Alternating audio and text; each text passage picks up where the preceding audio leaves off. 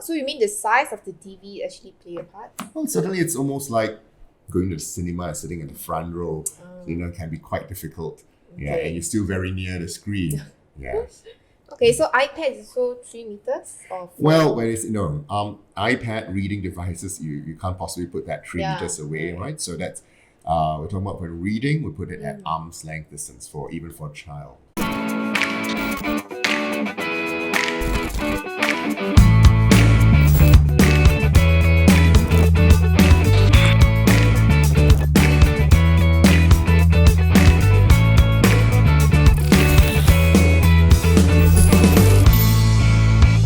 Then is there any solutions or cure to that?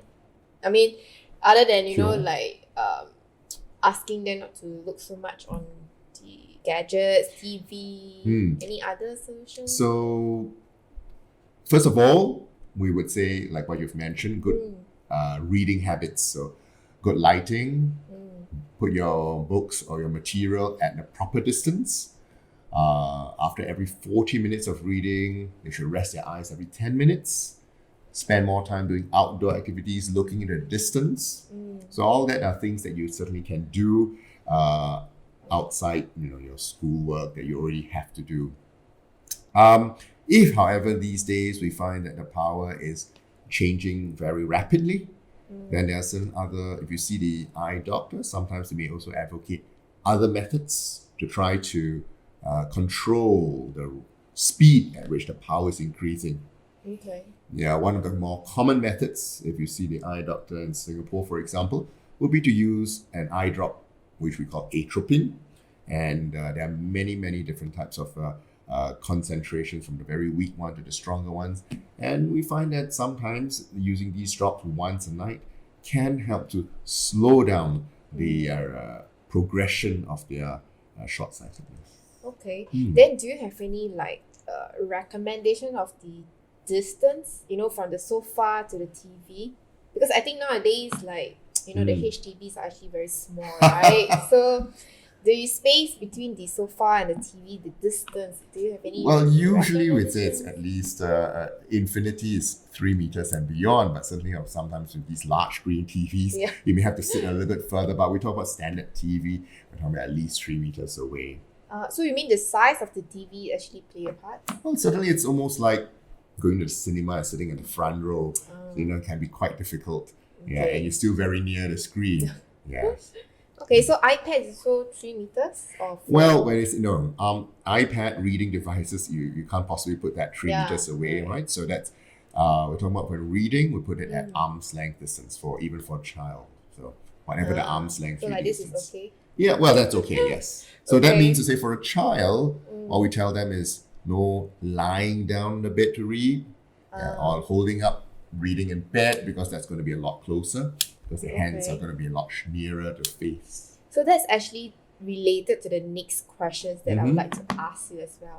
There's actually a old wives' tale, such as reading under the dim lights and all that will actually affect our eyesight. Well, certainly it's going to strain your eyes, and it's going to be quite difficult to read. And for let's say you're talking about a child, and besides that, you're going to hold it closer and closer to be able to read in a dim light. Again, now you're increasing your near work, and the closer you're holding too close to the face, that you may also increase in your short-sighted, the rate at which the short-sightedness will increase for a child. For an adult, where the power doesn't increase that much anymore, but with dim lighting, what that's going to cause is eye strain, because you're actually trying to strain to see under dim lighting. And if you're short-sighted, sometimes in dim light, it's really quite difficult to see. Yeah, So the eye strain can actually contribute to the short-sighted? well, as a child, when your power is still increasing, yes, it can. Yeah, but if you're an adult, where the power has already stopped increasing, then it doesn't, but it can cause eye tiredness. I see. Yeah. Okay, so nowadays the gadgets, right, like our Yes. iPhones and all that, we can actually adjust the night mode and stuff like this. Actually, does that help? I would say at the end of the day, whichever mode you use, night mode or just simple widescreen, the most important thing is to make sure that it's not too glaring. Okay. And I would seriously advise not to try to do it in your what I call the movie mode, where you turn off all the lights and leave the screen on, because that makes it very bright and quite glaring. Doesn't matter what your background screen is. So always try to do your reading with your ambient light on, so that it's not so glaring to your eyes. I see. Wow, I had this question suddenly. Like, I mean, a lot of people have been telling me that actually projectors are actually better than TV. Is that true? Projectors and TVs? Yeah, No. nowadays it's very popular, right? Yes. Projectors, so we don't even need a TV anymore. No, I wouldn't say that makes any much of a difference, to be Oh, really? honest. Mhm. Okay. Yes, again, as long as it's not too bright, you're sitting at a proper distance, and you haven't tuned up your contrast to maximum, Okay. I think that's okay. Because projector itself, they are not actually very bright, you see.